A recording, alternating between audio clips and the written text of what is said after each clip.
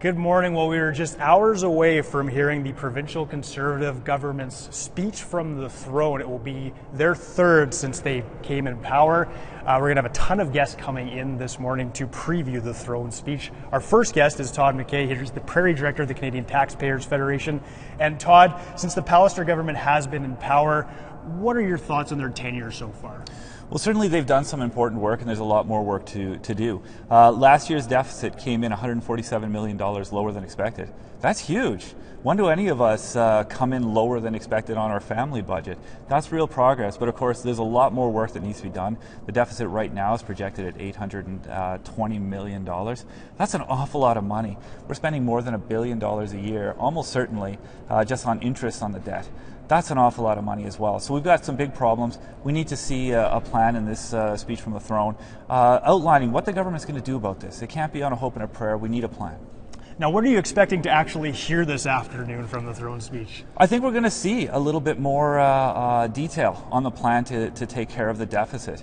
You know, whenever a government takes over, there's a certain amount of growing pains trying to just figure out where the bathroom is and how the system works and all that. This government's now been in power for a little while. It's time to come up with a plan. We need to know when we're going to be back to a balanced budget. It needs to not just be a hope or something that we want to do in the future. We need to see a plan for when that's going to happen because, we are spending hundreds of millions of dollars more than we have. So that's a huge issue. We want to see a plan on that front. Now, is there a topic that may potentially be brought up that kind of concerns you? Yeah, for sure. Carbon taxes. Look, Manitobans have been crystal clear about this in poll after poll in the government's own online surveys. Manitobans don't want a carbon tax.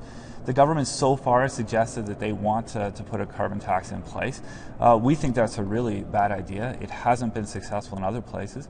And it's going to be a huge tax increase for Manitobans. Look, of all of the things Manitobans need, the last thing they need is a carbon tax. This government, hopefully, they take a cue from Manitobans themselves and say no to a carbon tax, but of course we do expect to see some language about that. Yes, so if they do go ahead with the carbon tax, what are your thoughts on the plan that was unveiled just a few weeks ago?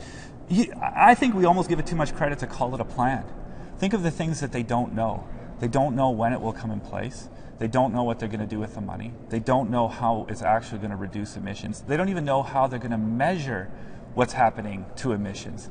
This is barely a plan. This is really just a tax increase. The only thing we know concretely from the plan is that it's going to cost Manitobans about $260 million a year. But we don't know what the benefits are. We don't know what the plan is for the money. We don't even know when the start date is. It's a bad plan. At very least, they need to come up with a better plan.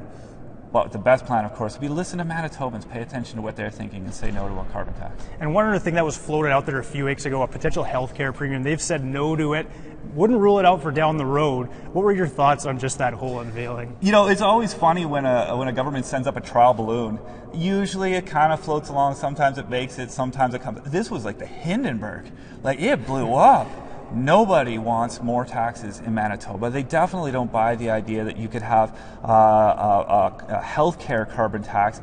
Look, Manitoba's healthcare system is already one of the most expensive in the country. If money was the solution, the problem would be solved.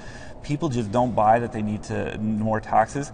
The government floated that trial balloon. It exploded. I think there'll be deafening silence on that issue. I don't think we're going to hear about it. And to the government's credit, when you have a dumb idea, you need to back off on it, and that's what they did. Todd MacKay, thank you so much for joining us.